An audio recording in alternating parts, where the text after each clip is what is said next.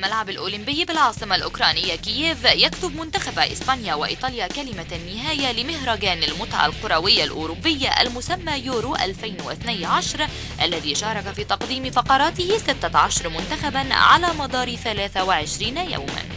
النهاية من البداية، حيث التقى الفريقان قبل 20 يوما بمدينة دونسك البولندية في افتتاح مباريات المجموعة الثالثة، وانتهى اللقاء بتعادل الفريقين عبر النجوم فابريجاس ودي ناتالي ليلتقيا من جديد في العاصمة الأوكرانية في المباراة النهائية. واتفق أغلب المراقبون أن الفريقين يستحقان الوصول للمباراة النهائية، فإسبانيا بقيادة ديلبوسكي قدمت أداء متميزا قائم على التمرير وسرعة الحركة رغم البطء الذي شاب لاعب إسبانيا في المباراة الأخيرة، إلا أنها لا تزال من أفضل المنتخبات العالمية، وحافظت على هيبتها في الدور الأول بتعادلها مع إيطاليا وفوزها على كرواتيا واكتساحها أيرلندا برباعية قبل أن تثأر من فرنسا وتحقق فوزها الأول عليها في المسابقات الرسمية في ربع النهائي لتبلغ النهائي وفي مرماها هدف وحيد بقدم الإيطالي دي ناتالي. في المقابل، جاء تأهل المنتخب الإيطالي بقيادة برانديلي إلى النهائي بعد مباراة بطولية أمام ألمانيا التي فازت في 4 مباريات متتالية إثر تألق مهاجمها المشاغب ماريو بالوتيلي وتسجيله هدفين قلب التوقعات التي رشحت ألمانيا في ظل نتائج غير المقنعة لإيطاليا بالدور الأول، حيث تعادلت مع إسبانيا ثم قررت النتيجة ذاتها مع كرواتيا قبل أن تفوز على أيرلندا. وفي ربع النهائي تفوقت على إنجلترا بركلات الترجيح قبل أن تؤدي مباراتها الكبرى أمام الألمان. ترى هل ينجح المنتخب الإسباني في معادلة الرقم القياسي لألمانيا في عدد مرات الفوز بالبطولة، أم ينجح الطليان في الفوز بالكأس الثانية بعد تلك التي فازوا بها عام 1968؟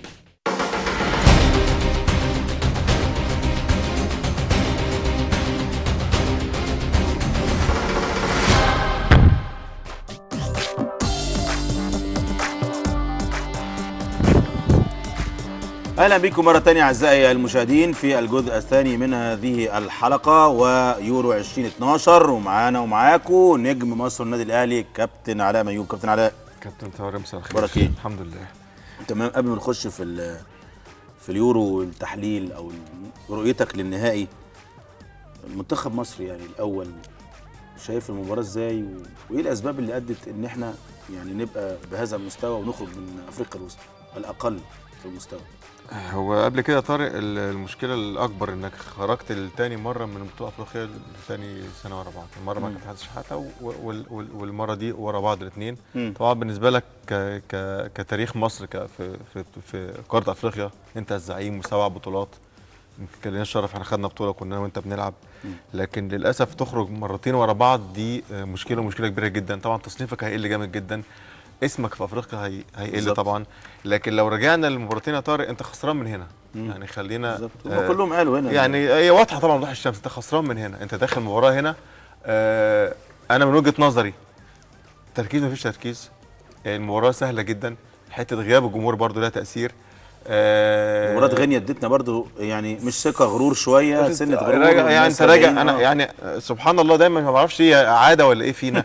والله يا طارق بجد، تكسب مباراه خارجيه او تعمل ماتش كويس، تاكد ده على مستوى الفرق والمنتخبات، تاكد ان المباراه اللي بعدها انت هتتعادل، يا اما تتغلب يا اما تعمل مباراه سيئه. فانت عملت الثلاثه، انت اتغلبت وعملت مباراه سيئه هنا في مصر مع فرقه اقل منها في كل حاجه طبعا، ولعبوا ب 10 لعيبه هنا في مصر وما فيش اي حلول. وتحس 33 من الشوط الاول يا علاء، يعني بتتكلم في 60 دقيقه 10 لعيبه 10 لعيبه بالظبط. لو جمعتهم يكسبوك بالظبط، لو جمعتهم فيهم بالظبط يعني 3 لعيبه كويسين والباقي كله مش حاجه خلاص بيدافع بالظبط. والمشكله كل ده والزياده دي بتلعب غلط، وكله كور طويله وكله من العمق. بص كل اخطاء فيرود، لا انا كل اخطاء حجازي طلعه فيرود، يعني كل اخطاء انت وتلعب بحسام غالي مساك جنب حجازي. يعني ما هي بص كل اخطاء طارق اتعملت في المباراه الاولى هنا في مصر، فعشان كده انت خسرت. طبعا اخطاء غريبه جدا في الدفاع وفي التمركز، لكن انت اللي كان غايب عنك التركيز كمان، انت مش مركز في المباراه خالص. فانت استسهلت مباراه كوره ما فيهاش حاجه سهله، السهل انك تكسب 1 و2 و3 و4 وزي ما انت عايز،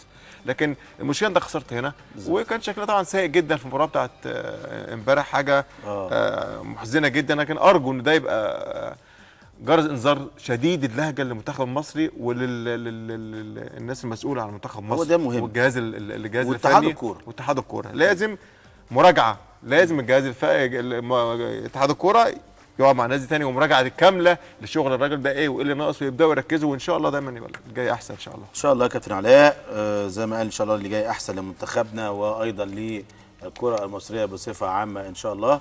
عندنا طبعا هنروح بقى للكره الحقيقيه. لا اسمها الكوره، نروح للكوره بقى. الكوره عندنا بعض اخبار يا كابتن علاء، استسمحك ان احنا ناخدها كده بسرعه. صحيفه ذا صن: برانديلي لا يمكن وصف اسبانيا بانها ممله. يعني طبعا اكد برانديلي مدير الفني لمنتخب ايطاليا قدامنا في الصوره كابتن علاء ان المنتخب الاسباني هو افضل فريق في العالم، مشير انه لا يمكن وصف اسلوب لعبه بالممل.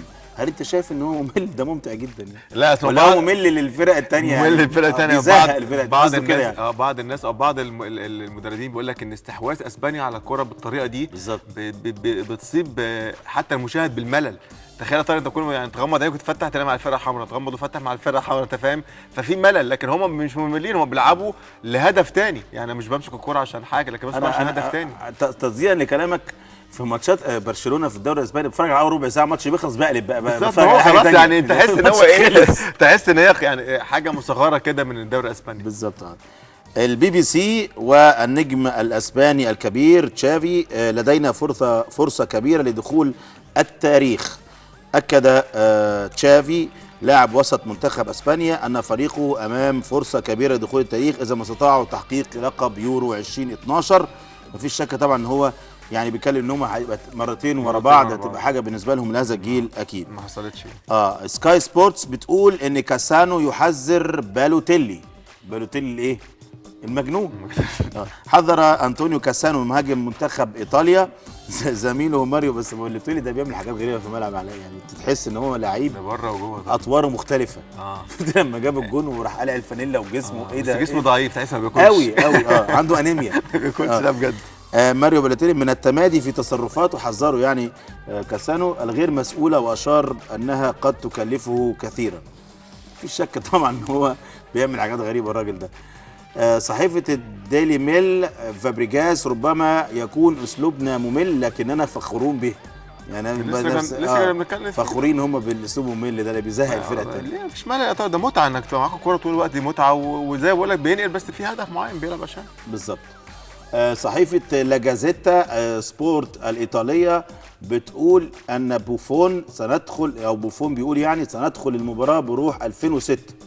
طبعا مفيش شك ان هم ضد اسبانيا في 2006 عندما كسبوا كاس العالم من اسبانيا، كان نهائي بين اسبانيا وايطاليا، فهو بيستدعي روح نهائي 2006. موقع الويفا الرسمي بيقول ان راموس يتطلع لكسر الارقام القياسيه. اكد سيرجيو راموس مدافع منتخب اسبانيا انه يسعى لكتابه اسمه في كتب الارقام القياسيه بالفوز بثالث بطوله كبيره على التوالي مع منتخب الاروخا اللي هو منتخب اسبانيا. طبعا هو خد بطوله اوروبا وكاس العالم، فهو عايز ياخد بطوله اوروبا. بصراحه عامل البطوله دي لحد الان يا طارق عالمي ممتاز من اكتر الناس ثباتا في مستوى راموس. ضربة الجزاء الأخيرة مع البرتغال ممتع. أنا قلت بقى هيجيبوها من القمر برضه تاني. أصلا أنت لو أنت فاكر مع بايرن ميونخ وريال مدريد يعني مفيش إنما العقل وضربة الجزاء اللي شاطها دي بالهدوء ده، لا طبعا هو ممتاز. هنروح كابتن علاء للمباراة. يعني أنت شايف المباراة إيطاليا انا جلت معايا بصراحه بيني وبينك. انا كنت متوقع المانيا، انا قلت المانيا واسبانيا. لا انا ما كنتش مرشح المانيا بس خالص. جلت معايا في ايطاليا. دي دخلت منين ما تفهمش ايطاليا دي. لا انا المانيا دي ما كنتش مرشحها خالص يا طارق بالامانه. انا بس طبعا كنت بتمنى، انا كانت نفسي البرتغال تلعب نهائي. شايف المباراه يا كابتن علاء يعني لا واضح ان هي سيناريو الفرقتين مع بعض. واضح ان هي المباراه بين مدرستين مختلفتين خالص في كل حاجه. مباراه تقيله جدا. التكتيك فيها بقى هو الغالب على المباراه دي. اللي هيحدد مصير المباراه دي مدى استيعاب اللعيبه للكلام اللي هيقوله المدير الفني، ومدى تطبيقهم لطرق اللعب في الملعب، اذا كانت الحته الهجوميه والحته الدفاعيه، وتميز ده ايه وتميز ده ايه. طبعا تميز ايطاليا عارفين كويس قوي، الحته الدفاعيه عندهم رهيبه، انك تعدي من الدفاع الايطالي دي مشكله. لكن الحاجه لازم نشيد بيها طارق على المنتخب الايطالي ان بقى عنده حته الهجوميه كمان عاليه. يعني احنا زمان كنا بنقول طارق ايطاليا تدافع كويس قوي وممكن تخطف لها جول في اي حاجه او تطلع 0-0. لا الراجل برانديلي ده عمل طفره في منتخب ايطاليا بحته ان هو الدفاع عنده طبعا ممتاز، لكن هو الحته بقى كمان يزودها ان هو عنده حته هجوميه بقت مقلقه، بقى عنده ناس مقلقين في الهجوم. لكن الحاجات دي يا طارق بتيجي مدرب ايه؟ طبعا اكيد مدرب يا طارق كبير وعارف انك كمان انت عندك ايه؟ عندك اللعيبه تساعدك بكده. ما انت عندك في لعيبه عندهم الحته الهجوميه عاليه جدا، فهو عمل التوليفه الصح، بيدافع كويس جدا كعاده الايطاليين، والحته الهجوميه عاملها بامتياز. كان كاسانو بالوتيلي.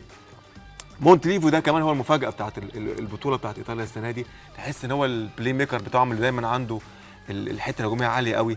انما الشغل كله مفتاح السر كله طبعا احنا عارفينه مع اندريا بيلو اللي هو عامل. لا وهو عنده ميزه كمان المدرب كابتن علاء، ان هو عنده ديناتالي وبيلعب بالوتيلي، برغم ان ديناتالي هو اللي كان في الصوره الفتره اللي فاتت مع بالظبط المنتخب الايطالي، ولكن هو مصر على بالوتيلي، وهو فعلا كان عنده محق. معايا نجم مصر وكابتن مصر في كاس عالم 90 على التليفون، نجم مصر وكابتن مصر في كاس العالم 90. كابتن جمال عبد الحميد. كابتن جمال عبد الحميد اكيد طبعا. جيمي. كابتن طارق، ازيك يا كابتن طارق؟ ازيك يا كابتن جمال، عامل ايه؟ عرفتك يا جمال على طول. على طول. ربنا يخليك، ازيك اللي هو وحشني. ازيك يا كابتن جمال، ربنا يخليك يا جمال. الله يخليك. طارق وحشنا طارق. الله يخليك، وانت اكتر يا جيمي. ده بنشوفك بقى في التلفزيون على طول دلوقتي. ايه؟ بنشوفك يعني في الفضائيات على طول دلوقتي يا كابتن جمال. شفتك امبارح يا جمال والله في التحليل بتاع مرات مصر. يا حبيبي، ازيك يا كابتن طارق؟ ازيك يا جيمي. جيمي يعني كابتن جمال طبعا يعني ما ينفعش تبقى انت معانا وانت احد نجوم منتخبنا الوطني وكابتن مصر في كاس العالم، يعني دي بتتكتب في التاريخ يعني 90. شايف او شفت مباراه مصر امبارح يا كابتن جمال ازاي مع افريقيا الوسطى؟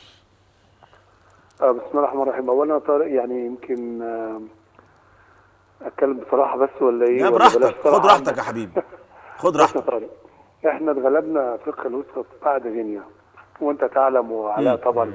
ولسه على الكابتن علاء لسه قايل حالا دلوقتي الكلام ده برضه.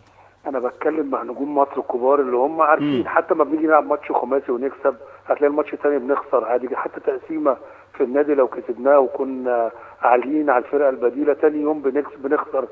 يعني ماتش غينيا وموزمبيق، مستر برادلي لما راح غينيا كان بيلعب بدون مهاجمين، محمد صلاح جد وابو تريكه، بدون مهاجم سترايكر صريح. فما كسب قال لك انا مش عايز مهاجمين، انا هلعب بطريقتي الخاصه بابو تريكه وصلاح وجده، ومش عايز عماد، مش عايز العب حسن مكي، عمرو زكي مش عايزه برضه، عمرو زكي معايا، مش عايز اي مهاجمين. فهو صدق نفسه ان هو ممكن يكسب لو هو كان رايح يا طارق بيلعب بطريقه دفاعيه شويه عشان يرجع بنتيجه ايجابيه. فربنا اكرمه وجبنا 3 اجوال فعاش الدور. فالثقه جات له هنا في مصر لما قال انا هلعب بنفس الطريقه بدون مهاجمين في القاهره، استاد برج العرب سوري في اسكندريه، يعني في مصر. فدي ما ينفعش. احنا عندنا في مصر انت عارف يا كابتن طارق اللي ان احنا هنضغط كتير قوي في مصر على فرقه صغيره زي افريقيا الوسطى، فعايزين واحد ثابت ياخد على الاقل الكره العرضيه، يبقى محطه لابو تريكه. يعني انت كان وجهه نظرك يا كابتن جمال، كانت وجهه نظرك انه كان لازم يلعب بسترايكر او سنتر فيرود صريح، يا واحد يا اما 2 وتحتيه واحد، يعني ما ينفعش اللي عمله في غينيا ينفعوا يعملوا في مصر هنا. وانت عارف ان ماتش بره غير ماتش جوه يا كابتن طارق، انت راجل وعلاء وانت حضرتك ماسكين فرقه كبيره وعارفين ان ماتش جوه بره غير ماتش جوه، صح؟ ماتش جوه بتبقى مثلا 80% مهاجم و20% مدافع، ماتش بره بيبقى مثلا 60% مدافع و40% مهاجم، مش كده؟ بالظبط. فكان لازم يبقى هنا عندنا الهجوم ضاغط جدا، عشان كده المهاجم. هو بقى الثقه زادت قوي هو واللعيبه، فانقلبت يا كابتن طارق لغرور. الغرور ده خلانا هم ب10 لعيبه يكسبونا 3-2. فالماتش خلص من مصر كلنا بالزبط. طبعا كنا بنمني نفسينا ان احنا هناك هنكسب وان احنا الفرصه هناك قائمه وكذا، انما لا، ما هم فرقه كويسه، فرقه محترمه. حتى هناك هم احترمونا، لعبوا دفاع علينا، بيحافظوا على الهدفين لغايه ما قدروا يجيبوا جول، فابتدوا يحافظوا على ال3 اجوال اللي هم فرق بيننا وبينهم. فده سبب رئيسي قوي قوي. بتعتبر ان دي كارثه يا كابتن جمال او نكسه بالنسبه للكره المصريه ان ما وصلش للمره الثانيه على لتصفيات افريقيا؟ طبعا يا كابتن طارق، لان المقوله بتقول دايما الكوره باخر حدث مش بالتاريخ. يعني دايما يقول لك احنا ملوك افريقيا، مش عايزين نعيش على النغمه دي 30-40 سنه تاني لغايه ما نقول احنا اشتركنا في كاس افريقيا، الحمد لله اشتركنا في الامم، يعني نجحنا نشترك في الامم. كل مره نقول احنا اصحاب التاريخ، احنا واخديننا 7 مرات، ده احنا جامدين قوي. لا احنا مش جامدين، احنا دلوقتي في احلال وتجديد، مفيش دوري قائم عندنا فمفيش احتكاك. الماتشات اللي لعبناها كانت ضعيفه جدا الوديه. الماتش الوحيد اللي كان قوي كان العراق والبرازيل، تعادلنا مع العراق واتغلبنا من البرازيل. كل دي اسباب ادت الى لما جينا نلعب الرسمي بينا على حياتنا، لان ما ناخدش ماتش غينيا نموذج، لان ماتش غينيا كان اللعيبه كلها راحه خايفه مهتمه، الجهاز الفني عامل تكتيك كويس، فهو ده ماتش فلت مننا. انما الباقي احنا وحشين بقالنا كتير جدا وحشين. كابتن يعني جمال، كابتن علاء كان عايز يسالك سؤال يا كابتن جمال. كابتن جمال يعني طبعا انت كلامك كله ما شاء الله حقيقه فعلا، لكن هو اللي عايز اسال سؤال بس، هو طب المرحله القادمه انت شايف رؤيتك ليها ايه؟ ايه المفروض يحصل الفتره القادمه ان شاء الله؟ بص يا كابتن علاء، احنا مش عايزين نمشي زي زمان بقى، عايزين نعمل حاجه يعني راقيه شويه، ان احنا نخلي الراجل دوت لغايه تصفيات كاس عالم، لان هو دلوقتي بقى عنده الخلفيه مين يلعب كويس ومين يلعب وحش، ومين بيلعب بره ومين بيلعب جوه، ومين اللي بيدعي الاصابه ومين ما بيدعيش الاصابه، والخلل عنده في الدفاع ازاي، والخلل عنده في يعني مسك كل حاجه، حط ايده على كل حاجه. يعني احنا دلوقتي لو غيرنا، وطبعا انا مع التغيير للمصري، انا المدرب المصري ده يعني عايز اقول حاجه، ان احنا لازم بعد برادلي لو مشي ما نجيبش اي مدرب اجنبي. احنا الحمد لله كلنا ناجحين، يعني انت علاء وكابتن طارق يحيى طبعا كان مرشح لمنتخب مصر، مختار طلعت، طارق العشري، كابتن حسن شحاته طبعا نجم مصر، مدربين مش عايز انسى حد عشان مش حد يزعل مني. حسام يعني كان في مجموعه كبيره جدا يا كابتن جمال من المدربين، لكن كل اللي احنا تمناه هو التوفيق لمنتخبنا ان شاء الله في الفتره القادمه. بنشكرك شكرا جزيلا كابتن جمال عبد الحميد نجم مصر ونادي الزمالك الاسبق. كابتن علاء معانا تقرير سريعا لاراء الناس عن مباراه اليوم ونرجع لحضراتكم مره ثانيه. اتفضل يا شريف.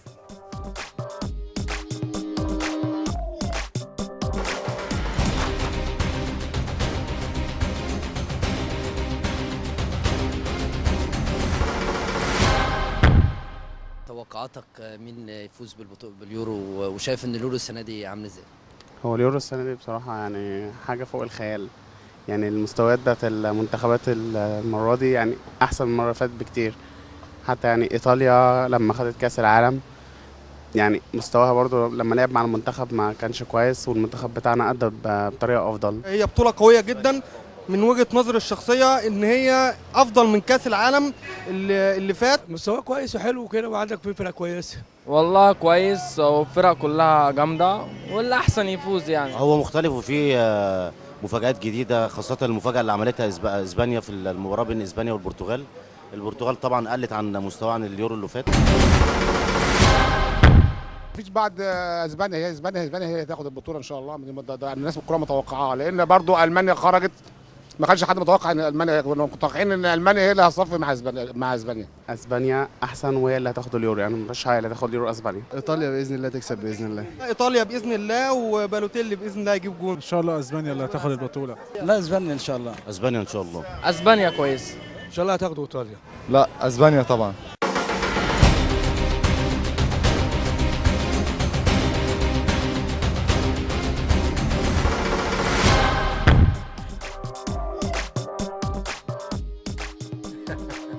لا يعني آراء متباينه، لان المستوى متقارب يعني ما بين ايطاليا واسبانيا. بس هو المجموعه اللي احنا شفناها دي الترشيحات رايحه لاسبانيا، وتلاقي ولا واحد فيهم شاف.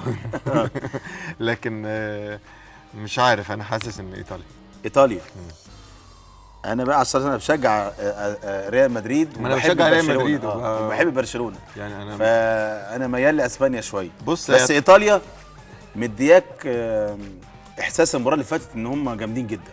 هو مش المباراه اللي فاتت بس يا طارق بالامان، لكن هم من لا هم فضلوا يسحبوا كده لغايه ما وصلوا بس مع المانيا كويس علقه جامده كويس، بيسحبوا بس بيسحبوا بخطى صح، مش بيسحبوا اللي هو 0-0 1-0 ويجري، لا بيلعب الملعب مظبط كويس قوي، عنده حته هجوميه قلت لك عليها اللي هي دي الطفره اللي هي زودته قوي. الدفاعيه طبعا ما فيش مشكله فيها، لكن الحته الهجوميه بقت عنده عاليه جدا، عشان كده دلوقتي بيقفل كويس قوي. تلاقي في ثانيه كره جت لبيرلو، بص على بالوتيلي تلاقيه سبرنت الكره متسقطه صح، واتعملت اكتر من مره. في تفاهم بين بيرلو وبين بالوتيلي، يعني تحس ان هما الاثنين ماشيين مع بعض. دي طريقه لعبه او اعتماده على الحته الهجوميه دي. لو الهجمه يعني اتعاد بسرعه كونتر اتاك هيعملها صح، لو في هجمه ويقدر يبني الهجمه بيبنيها، لكن هو دايما التفكير الاول ان هو من كرة عند بيرلو، بالوتيلي على طول سبرنت الكرة بتتعمل. لو شفت الجول الثاني في أيوة. المانيا نفس الكلام. وبعدين كلها التايمنج صح قوي يا طارق، انه اتاخر ثانيه ممكن يقع في الاوفسايد، لكن هم انا عاجبني جدا. حتى الناس الاحتياطي بتوعه جامدين جدا كمان في ايطاليا، لكن انا بتمنى نشوف مباراه كويسه النهارده ان شاء الله. اكيد كابتن علاء، نستمتع بالنهائي اعزائي المشاهدين، مفيش شك طبعا مباراه قويه جدا، مباراه صعبه تكون بيها. كابتن علاء بيقول ايطاليا، انا بقول اسبانيا، هنشوف اللقاء هيخرج ازاي. المهم ان احنا نستمتع بكره قدم حقيقيه. بنشكرك شكرا جزيلا كابتن علاء. شكرا لكم اعزائي المشاهدين، مشاهدي قناه الحياه في كل مكان. غدا حلقه جديده من الملاعب اليوم. شكرا لكم والى اللقاء.